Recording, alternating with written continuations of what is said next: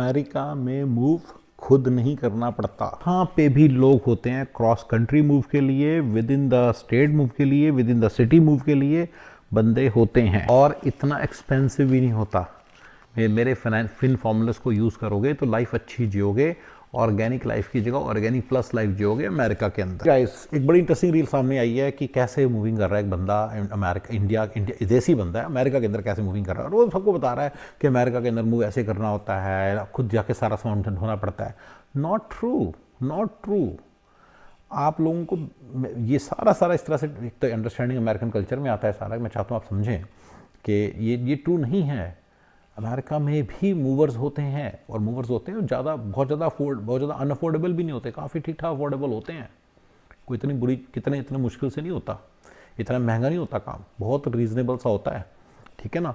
लेकिन और मैं क्यों बताता हूँ आपको, फर्स्ट ऑफ ऑल आप अमेरिका मत आओ। मैंने बड़ी बार बहुत सारे वीडियोज़ बनाए, आप आ ही गए हो तो कम से कम चज्ज से तो रहो, एंड कैसे ऑर्गेनिक लाइफ को ऑर्गेनिक प्लस लाइफ में कन्वर्ट कर सकते हो, ये by using my basic fin formulas, right. मैंने बताया कि मेड कैसे करनी है, मैंने बताया कि मूविंग कैसे करनी है, ये सारी चीज़ें मैं आपको बता रहा हूँ। अगर आप इनको फॉलो करोगे तो आप एक बेटर लाइफ जियोगे, ऑर्गेनिक प्लस लाइफ जियोगे। इसकी इनऑर्गेनिक लाइफ तो मेरी भी नहीं है। मैंने खुद वीडियोस बनाए कि कैसे मुझे ट्रैश उठाना पड़ता है, कैसे मुझे बहुत सारे काम खुद करने पड़ते हैं, घर के छोटे छोटे काम है काफ़ी सारे खुद करता हूँ, despite having almost $4,000 per month expense of various helps that I have. Gardener क्या, खाना बनाने वाला क्या, कपड़े धोने वाला क्या, ये सारी राइट उसका, और ये क्या नाम है, पूल वाला क्या, क्लीनर्स क्या, ये सब क्या है, सारी हेल्प होने के बावजूद मुझे बहुत सारे काम करने पड़ते हैं। सो ये नहीं कि मुझे काम नहीं करने पड़ते, और मैंने बहुत सारे वीडियोस बनाए इसके बारे में, राइट। लेकिन एक ऑर्गेनिक प्लस लाइफ जी सकते हो आप बड़े ईजिली। अगर आप कहेंगे हाँ ये तो बड़ा पैसे बनाता है, कर सकता है, नहीं। अगर आप मेरा फिन फॉर्मूला फॉलो करते फ्रॉम डे वन करते हो तो आप बहुत अच्छी लाइफ जी सकते हो, ऑर्गेनिक प्लस लाइफ जी सकते हो। बस आपको पैसा साइड पे रखना है, FFF क्या, फुल फाइनेंशियल फ्रीडम का पैसा साइड पे रखना है, ठीक है ना। अगर आप 14 साल रखते हो तो वो जितना पैसा आप साइड पे रखोगे हर महीने, जैसे आप $10,000 पर मंथ डालोगे तो 14 साल बाद $10,000 पर मंथ निकाल सकते हो फॉर एवर, और आपके जाने के बाद आपके बच्चे भी निकाल सकेंगे। और ये इन्फ्लेशन एडजस्टेड भी होगा। जब फर्स्ट टाइम निकालोगे तब इन्फ्लेशन लगेगी, लेकिन उसके बाद सारी ज़िंदगी जो निकालोगे उस पर इन्फ्लेशन नहीं लगेगी। तो यानी 14 साल बाद पहली बार निकालोगे तो इन्फ्लेशन एडजस्टेड नहीं है, उसके बाद हमेशा इन्फ्लेशन एडजस्टेड है। सो बेसिकली देखो, तो मैं आपको कितनी इंटरेस्टिंग बात बताई है कि आप इन चीज़ों को फॉलो करोगे तो ऑर्गेनिक प्लस जी सकते हो। और इस रील को आप सुनते हैं क्योंकि इस तरह के बेवकूफ़ों की बातों में आके ना मैंने अपनी लाइफ बड़ी हेल्प बनाई थी। मैंने काफ़ी सारी लाइफ के डिसीजन इस तरह से लिए, खुद ही मैं कई चीज़ों को करता रहता, थिंकिंग यार मैं अफोर्ड नहीं कर सकता, जबकि मैं अफोर्ड कर सकता था। इस तरह के लोग हैं बहुत सारे। ये भी बंदा है चुज्जू सही है, ये भी बंदा है, इसका नाम है Namaste America with Rahul, no spaces, और ये शॉर्ट्स हैं, यूट्यूब शॉर्ट्स हैं, ठीक है। नमस्ते NAMASTE, नमस्ते अमेरिका विद राहुल, RAHUL, ठीक है। और सुनते हैं इसकी जरा रील। सुनिए, यहाँ आदमी कहाँ मिलेंगे सामान शिप करने के लिए? ये इंडिया नहीं है मैडम, यहाँ सब कुछ खुद करना पड़ता है। आओ बताता हूँ कैसे करना पड़ता है। कोई गाड़ी रुक के आपको कोई हाथ से करो, इंडिया के लिए ना जाओ। सुनिए, ठीक है, ये बिल्कुल ज़रूरत नहीं है। मैं आपको बताया तो कितने रुपए में होता है। मेरा 5 बेडरूम फुल्ली फर्निश्ड हाउस था, पूरा घर मैंने सिटी में ही कराया था मूव। आप गैस करो कितने में हो जाएगा, मेगा गैस, वाइल्ड गैस। 13 साल पुरानी बात है जब घर शिफ्ट किया था यहाँ पे। You will be surprised, hardly $2,500, that's it. $2,500 में सारा घर शिफ्ट हो गया था, या सारा घर। या वो आते हैं सारे घर की एक एक चीज़ को भी वो पैक भी करते हैं, और 200-300 रुपये लगा लो तो $200-250 में सारे घर को पैक। 3 बंदे आए थे, धड़ाधड़ तो 16 घंटे लगाए, सारा काम खत्म कर दिया उन्होंने। $35-40 पर आवर लिए थे, 120 पर आवर के हिसाब से बिल घूम रहा था। 16 घंटे काम किया था, लगा लो कितना बना, 16-17 घंटे काम किया था। थोड़ी बहुत ऊपर टिप लगा लो तो $2,500 बने थे, मैं भी 2,000 दे दिए होंगे। इतने पैसे में सारा घर मूव हो जाता था, it's not a big amount. तो जो बंदे खुद मूव करते हैं उनको समझाता हूँ मत करो। मैंने 3-4 और भी वीडियोस बनाए इस तरह के। इसी सीरीज़ में मैं ये भी समझाने की कोशिश करता हूँ कि आप BMW मर्सिडीज आप क्यों चलाते हो, टोयोटा फ्योटा, ये सब क्योंकि आपकी फुल प्रॉपर फाइनेंशियल प्लानिंग नहीं है, तो आपको मालूम नहीं कि पैसे कैसे काम करते हैं, ठीक है ना। ऑर्गेनिक लाइफ को ऑर्गेनिक प्लस लाइफ में कैसे कन्वर्ट करना, मैंने इसके बहुत सारे फॉर्मूले बताए हैं। मैंने जैसे आपको एक फॉर्मूला बताया कि अगर आप एक घर को सिंगल फैमिली होम लेना है, एटलीस्ट हो सके तो 9-10 ग्रेट स्कूल रेटिंग वाली एरिया में लेना है। सिंगल फैमिली होम लेना है, कॉन्डो टाउन होम नहीं लेना। जब भी आप लोगे मिनिमम 8 में लेना है, मिनिमम टू मिनिमम 8 में लेना है। अगर आप मेरे इस बेसिक फॉर्मूले को फॉलो करते हो, मिनिमम 9-10 में लो ग्रेड स्कूल रेटिंग में, घर लो, सिंगल फैमिली होम लेना है, जो भी आप लोगे घर, ठीक है ना, 20 ईयर्स के बाद वो सूस में सारा पैसा आपको वापस देके जाएगा। यानी कि जो आप खर्चा कर रहे हो रेंट का, देखिए rent is the biggest expense here, मैंने बड़ी बार बनाया है सारा, रेंट, प्रॉपर्टी टैक्स, इंश्योरेंस, ये सारे बिगेस्ट एक्सपेंस हैं। जितना सारा आपका खर्चा होगा आपको 20 साल के बाद सारा पैसा आपको देके जाएगा, राइट। इन्फ्लेशन एडजस्टेड शायद नहीं होगा, शायद विद इंटरेस्ट नहीं होगा, पर देखिए ना आपका रेंट तो सारा बच गया ना। मेरे पास तो जो मैंने सारा रेंट दिया, मेरे पास तो एब्सोल्यूट नंबर भी नहीं है, इन्फ्लेशन एडजस्टेड तो छोड़ो। अगर मैंने $1000 रेंट दिया था विस्कॉन्सिन डेज में, अगर मैंने एलए डेज में $1000 रेंट दिया तो $12,000 तो रेंट दिया था ना, $12,000 तो नहीं आया मेरे पास कुछ भी, यू गॉट इट। तो जितना पैसा आप दोगे सिंगल फैमिली होम के अंदर 20 साल बाद, याद रखना, ये 15 में भी हो सकता है, 10 भी हो सकता है, मैक्सिमम टू मैक्सिमम 20 साल। मैंने बहुत सारी रील्स देखी हैं एंड दैट इज़ ट्रू। 2006 में यहाँ पे मार्केट बहुत ऊपर थी, 2006 अक्टूबर में, that is a peak when I bought the house in national. मैं तो स्टोरी है कि हमेशा जब रियल एस्टेट में हाथ डाला वो पीक होती थी, जैसे ही मैं बेचता था वो बॉटम होता था। चलो उसको छोड़ते हैं। तो 2006 में जब मैंने घर लिया था तो दैट वाज एट द तो वो पीक थी, ठीक है ना। तो घर 10 से 12-13 साल तक वहीं की वहीं रहे, वो नीचे गए वापस ऊपर वहीं तक पहुंचे, फिर 2-3 साल और वहीं की वहीं चले, इवन कोविड में फिर नीचे आ गए, कोविड के टाइम पे फिर नीचे आ गए। तो एक बंदे ने रील डाल दी कि देखो 15 साल चला, 15 साल के बाद भी घर नीचे थे। बिल्कुल सही है, मैंने भी 15 साल नोट किया कि 15 साल बाद भी घर वहीं के वहीं थे, लेकिन फिर अचानक उबाल आया मार्केट में, ठीक है ना, फिर अचानक उबाल आया मार्केट में, right. It's like stock market. मैंने बताया कि अमेरिका की जो रियल एस्टेट मार्केट है स्टॉक मार्केट की तरह, मैंने बहुत बार बताया कि इससे दूर रहना, इससे दूर रहना फॉर इन्वेस्टमेंट पर्पसेज। अपना घर जिसमें अपने रहना है वो बहुत तगड़ी इन्वेस्टमेंट है, वो बहुत तगड़ी चीज़ है, उसके अंदर जरूर लो। पहले दिन लो सिंगल फैमिली होम। आपका वीज़ा का प्रॉब्लम है, वो मेरी प्रॉब्लम नहीं है, मुझे मत बताओ, मैं उसके बारे में बात नहीं कर रहा। अगर आपको वीज़ा कारण इंडिया जाना पड़ गया 10 साल बाद, मार्केट नीचे हुई तो नीचे रहेगी, स्टॉक मार्केट नीचे, अगर आपको नीचे और बेचना पड़ गया तो आपको बेचना पड़ गया, राइट। लेकिन मैंने आपको समझा दिया कि ये रियल एस्टेट वाली जो स्टॉक मार्केट की तरह की चीज़ है रियल एस्टेट, राइट, जितनी मर्जी अनप्रेडिक्टेबल हो, 20 साल बाद आपको पैसा जरूर देके जाएगी। लोगों को 10 में भी दिया, 15 में दिया, मुझे इस घर में विद इन 7-8 डेज ईयर में मिल गया था, जस्ट सेइंग, राइट। जितना सारा पैसा डाला सारा मुझे पैसा मिल गया, राइट। द पॉइंट इज हर घर की ये कहानी है। Single family home, hold it for 20 years in an area 10 और 9, मिनिमम टू मिनिमम 8 है, 10 to 9, grade school rating 10 to 9, ठीक है ना। और सिंगल फैमिली होना चाहिए, कॉन्डो या दूसरा नहीं होना चाहिए। और ये अमेरिका का फॉर्मूला मुझे नहीं पता है कनाडा में काम करेगा, मोस्ट प्रोबेबली करना चाहिए। कनाडा की मार्केट सिमिलर सी है, यूके छोटा सा कंट्री है, उसमें बड़ी महंगी रियल एस्टेट है, I don't know how it will work there, पर ऑस्ट्रेलिया में भी यही चीज़ काम करनी चाहिए और मेरे ख्याल से न्यूजीलैंड में भी करनी चाहिए, ठीक है ना, क्योंकि वो खुली जगह है ना वहाँ पे। तो डायनामिक्स सिमिलर से हैं। तो बेसिकली मैंने आपको अमेरिका का बड़ा अच्छा फॉर्मूला बताया। तो देखो ये फॉर्मूले से भी देखो पैसे आपके बचेंगे, तो आप अपने पैसे, जो बाकी पैसे ना, वो सेव करने की ऐसा ज़रूरत नहीं है, क्योंकि आपके यहाँ पे कोई ऐसा नहीं कि बड़ा अनप्रेसिडेंटेड एक्सपेंस आ जाएगा। हेल्थ इंश्योरेंस, यहाँ पे हेल्थ इंश्योरेंस होती है सबके पास, यहाँ पे सबके आप अम्ब्रेला इंश्योरेंस लो, आपको कुछ भी टेंशन लेने की जरूरत नहीं है। उसके बाद आपके पास क्या, अच्छा, फिर उसका जो 529 ना, वो मेरा वन ऑफ द FFF है, वो मेरा फुल फाइनेंशियल फ्रीडम का पार्ट ही है। तो एक 529 अकाउंट में जब डाल रहे हो आप, तो उसमें भी डालो आप पैसे, राइट। तो उसमें डाल के ग्रोथ करना ज़्यादा बेटर है, रादर देन आप इंडिपेंडेंटली ग्रो करो, ठीक है ना। 401k, रॉथ, 529, ये सब, ये सारे ओनर डीबी, ये सारे हैं। और मैंने ये भी बताया कि चैरिटी इज ए मिशन। अगर आपका मिशन है कि मेरे को अच्छा करना है वर्ल्ड के अंदर, जैसे मैं एक बंदे को जानता हूँ, उसको 25 साल के बाद आया कि मैं अच्छा करूँगा वर्ल्ड में, तो भैया अगर तूने 25 साल पहले प्लान किया होता तो तू आराम से $50,000 उस चैरिटी में डाल सकता था। आज वो $50,000 विदाउट पेइंग एनी टैक्स कहीं के कहीं होते, और तेरी इनकम रीडिज़ाइन हो जाती। मैंने इनकम रीडिज़ाइन का कॉन्सेप्ट भी बताया आप लोगों को। तो तेरी इनकम रीडिज़ाइन हो जाती है। आज 25 साल बाद, मैंने बताया था 14 साल, अप्रॉक्सीमेटली 25, चलो 28 मान लेते हैं, तो 3 गुना पैसे वो बंदा निकाल सकता था 150 के, अगर $50 हर साल वहाँ डाला होता या $25,000 डाला होता, तो $75,000 पर ईयर निकाल सकता था उस अकाउंट से, क्योंकि उसने चैरिटी एज ए मिशन, उसने सोचा था मेरी लाइफ में मैं चैरिटी करूँगा। तो अगर आप चैरिटी करने में इंटरेस्टेड हो, कंट्री बहुत आपको सपोर्ट करता है, ये आपको समझना है। लेकिन समझिए इस बात का, गोरख धंधा नहीं, सब लीगली करो भाई। मैं तो हमेशा हर चीज़ को लीगल करने के फेवर में हूँ, तो आप उसको लीगली करो, अच्छे तरीके से समझो, चैरिटी CBA के साथ बैठो, ठीक है ना। लेकिन ये भी मैंने बताया, जैसे 5-6 हैं, मैं और भी बता दूँ अकाउंट्स, मेरे माइंड में अभी नहीं आ रहे, जो और भी बहुत सारे अकाउंट्स हैं जो कि मेरे FFF का पार्ट है। जब पैसे उसमें जा रहे हैं, आपको टेंशन की जरूरत नहीं है, बिना टैक्स दिए गया ना, राइट। तो वर्स्ट केस अच्छा रॉथ का भी मैं एक फॉर्मूला दूंगी, रॉथ में पैसे डालने चाहिए, कितने पैसे डालने चाहिए ऑल तो मैक्सिमम कर दो, लेकिन जैसे मुझे अलाउड ही नहीं है क्योंकि वो इनकम नहीं है, तो बैकडोर रोड से कैसे डालने वो सारा आपको पता ही है।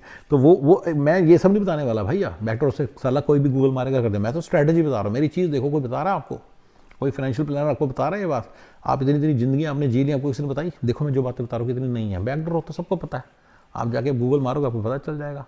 लेकिन जो एफ बता रहा हूँ इसमें हो सकता है मेरे बताने के बावजूद आप कंफ्यूज रहें, और यही मेरा फंडा है।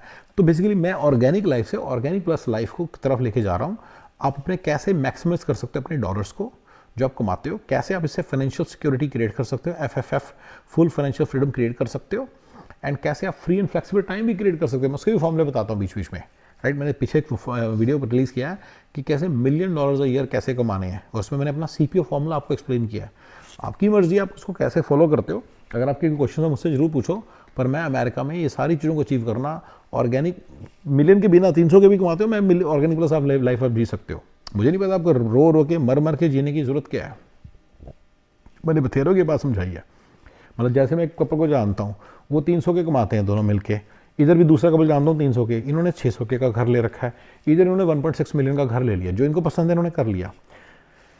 मैं दोनों को अब बंदा कहता है शायद उसके घर में क्लेश पड़ गया हो जो 300 के वाला है, जो 1.6 मिलियन का घर वाला, उसके घर में क्लेश पड़ गया। तो मैं बताना चाह रहा हूँ कि क्लेश की कोई जरूरत है नहीं, यही समझा रहा हूँ, मेरे फॉर्मूले को समझो। 20 ईयर्स के बाद सारा पैसा इसको वापस मिल जाएगा, 20 ईयर्स लगेंगे बस। सिटीजन है, ग्रीन कार्ड होल्डर है, तो कोई टेंशन ही नहीं है, राइट।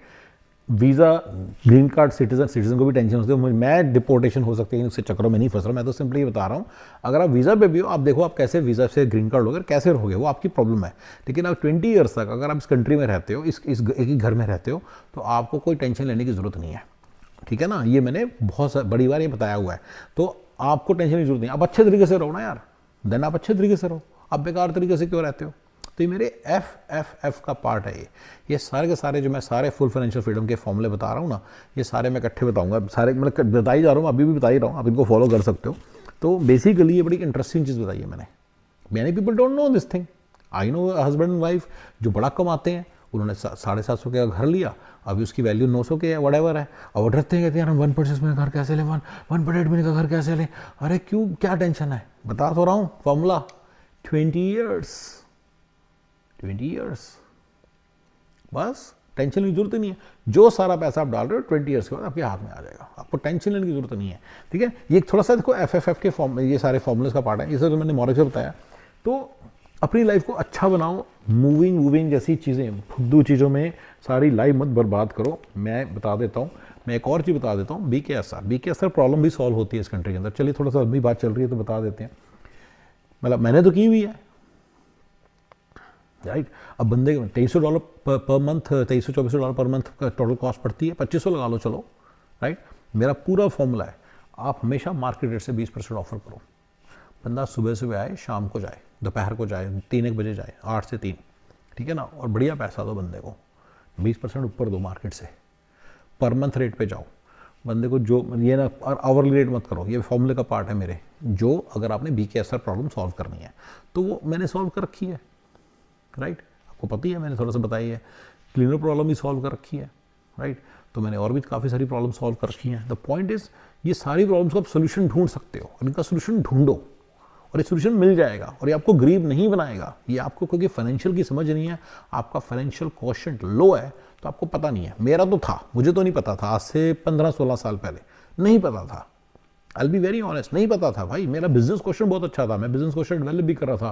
बिजनेस कैसे करते हैं, टीमें कैसे बनाते हैं, ऑपरेशनलाइज कैसे करते हैं, काम डेलीगेट कैसे करते हैं, रेवेन्यू मॉडल्स कैसे करते हैं, कैश फ्लो एनालिसिस कैसे करते हैं, PNL profit and loss analysis कैसे करते हैं, ये कैसे करते हैं, वो कैसे करते हैं, सारा सेल्स मार्केटिंग कैसे करते हैं, सारा सीख रहा था। फाइनेंस क्वेश्चन नहीं था, फाइनेंस क्वेश्चन को 15-16 साल पहले पता चला है। तो मैं कोशिश कर रहा हूँ कि जो सारे बंदे पे नए आ रहे हैं, अपनी लाइफ को अच्छे तरीके से कैसे जी सकते हैं, जैसे मैं उसके लिए आपको सारी बातें बता रहा हूँ, right. You don't need too much income, but अगर आपको फाइनेंस का फॉर्मूला पता हो ना, बेसिक फॉर्मूलाज, तो आप लाइफ में बड़ा अच्छा जी सकते हो, बहुत ही अच्छा जी सकते हो इस कंट्री में, बहुत ही बढ़िया, trust me, very very good, right, with very little income. With very little, मतलब आईटी के हिसाब से लिटिल इनकम। अगर कहोगे यार ये बंदा भिखारी देखो, ये अमेरिका के अंदर पता नहीं कैसे इतने इतने कम पैसे $2,000 कैसे कमा लेते हैं, इतने तो वेलफेयर में आ जाते हैं। लेकिन बड़े बड़े तौर पे मतलब अगर आप लेट से हस्बैंड वाइफ दोनों आईटी की जॉब कर रहे हो आराम से, अगर बच्चे भी हो तो 80-90 के कमा रहे हो पर हेड, तो आपके 180 के घर में आ रहे हैं। Now you don't need to worry, you can live a very good life. मैं सारी मिस्टेक्स से आपको दूर रखता हूँ। रियल एस्टेट में पैसे नहीं कमाने की जरूरत, ये गुर्बत क्रिएट करेगा, घर में झगड़े करवाएगा और कोई पोर्टफोलियो नहीं बनेगा। आप कहोगे अभी थोड़ी देर पहले करते 20 साल बाद घर के पैसे वापस आए। अपने घर में जो आप रह रहे हो वो अलग बात है, दूसरा घर में रह रहा है वो इन्वेस्टमेंट है, वो अलग बात है। अगर आपको मेजर 4-5 फ़र्क क्विकली जानने में बता देता हूँ। देखिए उसको रेंट देना बंद कर दे, आप क्या कर लोगे। आपके घर में छोटी मोटी मरम्मत होती है, आप खुद कर लेते हो, खुद की आपकी प्राप्ति बहुत अच्छी भी है। छोटी मोटा कोई स्पिल गिर आपने ठीक कर दिया, उसके अंदर पानी डाल दिया, चला गया उसके अंदर, उसको तो पता भी नहीं चलेगा आपको, पीछे अंदर अंदर आपका घर गल गया। 20 साल में तो उसने घर ने वो दिखा देना, रिपेयर्स आ जाएंगी, राइट। तो रेंटल प्रॉपर्टी फिर छोटी मल्टी फैमिली टाइप लोग हैं। मल्टी फैमिली का तो फिर वो वैल्यू हाई है ही नहीं, मैं तो बोला ही नहीं मल्टी फैमिली लेना है, ये फॉर्मूला तो सिंगल फैमिली का है, राइट। मल्टी फैमिली तो कैश फ्लो वाली दो तरह के होते हैं, वॉल सेट के ऊपर ट्रेड होने वाले एसेट्स जो सिंगल फैमिली होम है, टाउन होम है, कॉन्डो है, और मल्टी फैमिली अपार्टमेंट कॉम्प्लेक्स, ये सारे कैश फ्लो बेसिस पे इनकी वैल्यू होती है। मल्टी फैमिली तो नहीं है इस फॉर्मूले का पार्ट, राइट। तो मैं तो कहता हूँ रियल एस्टेट बिजनेस से दूर रहो। रियल एस्टेट एक ट्रेडिशनल बिजनेस है, छोटा मोटा बिजनेस करते हो, ट्रेडिशनल बिजनेस है। और मैंने बड़ी बार बताया कि बड़ा बिजनेस आपको उतना ही बड़े बड़े रिस्क हैं। इंडिया की तरह नहीं एक बड़ा शोरूम ले लिया और काम खत्म हो गया ना। मैंने बड़े सारे वीडियोस बनाए कि ऑस्ट्रेलिया के अंदर देखो ये जो बिल्डिंग है ये 0 की हो गई, राइट, माइनस में चली गई है, मतलब 10% वैल्यू रह गई है। मैंने सैन फ्रांसिस्को की बिल्डिंग के वीडियोस बनाए हैं, बहुत सारी जगह बनाए। अगर आपको लगता है यहाँ पे नहीं हो सकता, सब जगह हो सकता है, क्योंकि यहाँ पे मेंटेनेंस बहुत हाई होती है, प्रॉपर्टी टैक्स बहुत हाई होता है, इंश्योरेंसेस बहुत हाई होती हैं, बहुत कुछ बहुत होता है। तो उसके चक्कर में क्या होता है कि आपकी प्रॉफिटेबिलिटी आपको नहीं आएगी कमर्शियल बिल्डिंग को कैसे करना है। और वो उतना ही कॉम्प्लेक्स बिजनेस, जितना कॉम्प्लेक्स बिजनेस, लेट से आप डॉक्टर हो तो क्लिनिक खोलना है, तो आप क्लिनिक खोल लो ना यार। अगर आप टैक्सी वाले हो तो आप कहो यार मैं तो बिल्डिंग लूँगा, टैक्सी वाले हो तो 4 टैक्सी पालो ना, उतना ही कॉम्प्लेक्स है। अगर आपको लगता है यार नहीं टैक्सी तो सर पता नहीं आपको बड़े हेडेक्स हैं, तो मेरे भाई तुम्हें समझा तो रहा हूँ, जो तो तुम्हारा खुद का बिजनेस है तुम्हें उसके हेडेक पता है, जो दूसरे का बिजनेस तुम्हें उसके हेडेक्स नहीं पता, बस यही फ़र्क है, यही फ़र्क है बस। तुम्हें दूसरे के बिजनेस के हेडेक्स नहीं पता, मुझे पता है। मैं स्टाफिंग के अंदर बैठा हुआ हूँ, एक अच्छा नंबर भी कमा रहा हूँ, पर एक सर्टन नंबर से ऊपर जा भी नहीं पा रहा हूँ। मुझे पता ना कि क्या इश्यूज़ हैं। अगर आप मुझे बोलो कि हाँ तुम यार ये एग्रीकल्चर लैंड में कमा लोगे, फार्म लैंड में कमा लोगे, मैं नहीं मानता, मुझे पता है उसमें अपने लफड़े होंगे। तो ये आप समझो, ठीक है। तो मैंने आपको रियल एस्टेट से दूर रहने की हिदायत दी है इन दिस सीरीज में, आपको दूर रहने की हिदायत देता हूँ कि दूर रहो रियल एस्टेट से। रियल एस्टेट बिजनेस से, ये ट्रेडिशनल बिजनेस है, जैसे रेस्टोरेंट है, जैसे ड्राई क्लीन। अच्छा, मैंने आपको ट्रेडिशनल बिजनेस से दूर रहने की हिदायत दी अगर आप आईटी के अंदर हो। और मैं कहता हूँ आईटी में जाओ, सीधा साफ सुथरा पैसा है, बस टैक्स प्लानिंग प्रॉपर करो, टैक्स प्लानिंग प्रॉपर करो, मैक्सिमाइज करो अपने 401k को। मैंने बताया, मैंने एक और चीज़, एक बंदा कहता है यार मैं तो यार काम करता हूँ इसमें क्या नाम है टेकेडा फार्मास्यूटिकल में, मेरी सैलरी 150K, पर मेरी बीवी तो घर पे बैठी है। अरे मेरे भाई, अब जैसे वो H1 पे है, अरे मेरे भाई आपकी बीवी H4 EAD पे, आपको मालूम है, ये मत बोला करो उसको, वर्क परमिट मत बोला करो, भगवान का अपमान मत किया करो उसे इंसान बोल के। भगवान का पूरा नाम है श्री भगवान राम जी, राम राम मत बोला करो, सिर्फ उससे अपमान हो रहा है। माता लक्ष्मी का नाम, माता लक्ष्मी, श्री माता लक्ष्मी रानी का नाम है, माता श्री माता लक्ष्मी रानी, उसे सिर्फ लक्ष्मी बोल के ना मुझे अपमान लगता है। आप जब बोलते हो ना H4 EAD को वर्क परमिट, ऐसे उसको पता नहीं आपको क्या चीज़ है, वो भगवानों का, ये भगवान है H4 EAD, ये बड़ी पावरफुल चीज़ है। सेम फॉर GCAD, ये GCAD की तरह चीज़ है। इसके अंदर एम्प्लॉयर की फ्रीडम है, जिसको मर्जी जाके काम करे, बिजनेस करने की फ्रीडम है, जो मर्जी बिजनेस करे, आपको फ़र्क नहीं नज़र आता, आप बेवकूफ़ हो। चलिए मैं वीज़ा सीरीज़ में वीज़े के बारे में बातों में चला गया, क्योंकि ये सब चीज़ें आपके डिटर्मिन करते हैं आपके फाइनेंशियल उसको ना, आपके फाइनेंशियल उसको प्रॉस्पेरिटी को डिटर्मिन करती है ना, तो इसलिए मैं इसके अंदर चले गया हूँ, ठीक है।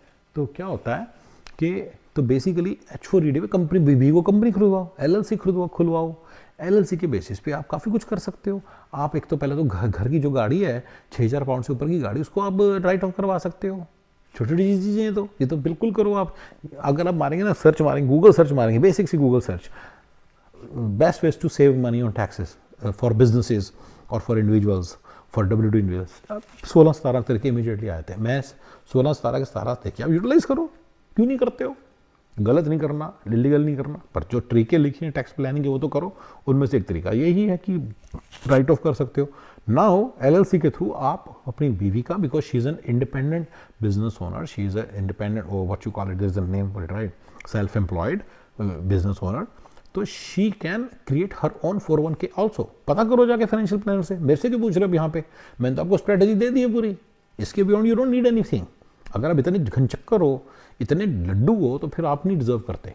बट अगर आप मेरी तरह होते, जैसे मैं तो हर चीज़ को जानना चाह रहा था, हर चीज़ में इंटरेस्ट लेता था, तो भैया आपको प्रॉब्लम नहीं आनी। फिर अब डे 1 पे इन चीज़ों को फॉलो करो, आपकी ऑर्गेनिक लाइफ ऑर्गेनिक प्लस हो जाएगी। ये जो वीडियो है तो रोहन वृद्धि को देखना चाहिए, ये सारिका इन अमेरिका को देखनी चाहिए, ये मेरा वीडियो देखना चाहिए मिस रितु को। इनको भी नहीं पता ये सब बातों का। वीडियो बना रहे हैं, पैसे आ रहे हैं जा रहे हैं, पता ही कुछ नहीं, टैक्स दे जा रहे हैं, पता ही कुछ नहीं क्या चल रहा है, राइट। टैक्स प्लानिंग कुछ है, हो नहीं रही, राइट। टैक्स प्लानिंग ना करना एक कुकर्म है, अपने बच्चों के ऊपर अत्याचार है। ये मैंने बड़े बड़े वीडियोस बनाए हैं, राइट। टैक्स प्लानिंग ना करना एक अत्याचार है, it's like torture, you are basically torturing your kids. Don't do that. आप अपने बच्चे के पैसे हिस्से के पैसे खत्म कर रहे हो। मैंने बहुत सारे वीडियोस बनाए हैं telling about the importance of tax planning.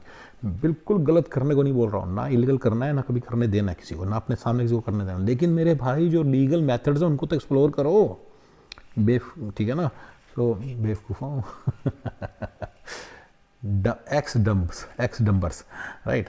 क्योंकि मेरे जो बंदे वीडियो देख रहे हैं वो डम नहीं है, अब जो पर नहीं देख रहे हैं मतलब पहले डम थे, एक्स डम्बर्स बोलते हैं उनको, राइट। पर को पैसेंजर्स बोलते हैं, ठीक है। मेरे को पैसेंजर्स को प्लीज़ एडवाइस है कि गाइस आप ध्यान दो इन चीज़ों पे। मैंने बहुत सारी चीज़ें कवर की हैं इसी वीडियो के अंदर, तो आप उन पर ध्यान दो। ये देखो, इस रील के हवाले से बात करना स्टार्ट किया था, पर मुझे जाना ध्यान है कि this may be the right time to just tell you everything. So why can't you live a proper life? You can even have hobbies with free and flexible time, ठीक है ना। मैंने ये भी वीडियो बनाया है बड़े रिसेंटली कि हॉबीज़ नहीं यहाँ पे किसी की होती, हॉबी वॉबी कुछ नहीं होती। काम किया, पैसे बनाए। मैंने मतलब थोड़ी मैंने पेंटिंग देखी है, क्योंकि वो पेंटिंग सस्ते से में हो जाती है, उस करते रहते हैं। ऐसा कोई हॉबी नहीं होती। आपको कुछ भी बंदा नहीं दिखेगा कोई वीडियो बना रहा है, कोई रील बना रहा है, कोई कुछ रील बनाना है, कोई 30 सेकंड में रील बननी है, कुछ बनता बुनता नहीं उनसे उनका, राइट। ऐसे बंदे आपको बथेरे मिलेंगे, सारे का अमेरिका जैसे लोग, ठीक है ना, साइड पे कर रहे हैं। ये हॉबी में आएगा? ऐसे बड़े कम है, पर बहुत कम होते हैं। और ये इसलिए कर रहे हो, इंडिया से आए हुए हैं H1 पे, बच्चे नहीं अभी, लाइफ थोड़ी स्टार्ट हुई इनकी अभी। यस, इनकी लाइफ थोड़ी स्टार्ट हुई है।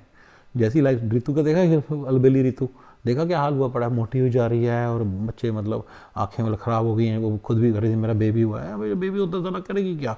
जितने पैसे वो कमाती उतने मेड को देने पड़ेंगे। So how to get out of this financial mess and going from organic to organic plus life, यानी कि आप कंफर्टेबल लाइफ जी रहे हो। मेरी लाइफ जैसे मैं अपने आप को ऑर्गेनिक प्लस कहता हूँ। तो अगर आप, if your dollar works for you, if you stretch your dollar the maximum जितना आप स्ट्रेच कर सकते हो, वो आपको तंबा कैसे कर सकते हो, राइट। तो ये सारी बातें मैंने बहुत सारी बातें बताई हैं, ये बहुत सारी बात, यही बातें बहुत हैं। अगर आप इन्हीं को इम्प्लीमेंट कर लो, दैट इज यूर डन। मैंने सारा कवर कर लिया कि कैसे आप अपनी लाइफ में कैसे, even though you are on H1, how you can really manage everything so well, ठीक है ना। चलिए गाइस, बाकी सब बातें फिर करते हैं, ठीक है। Thank you very much for your time.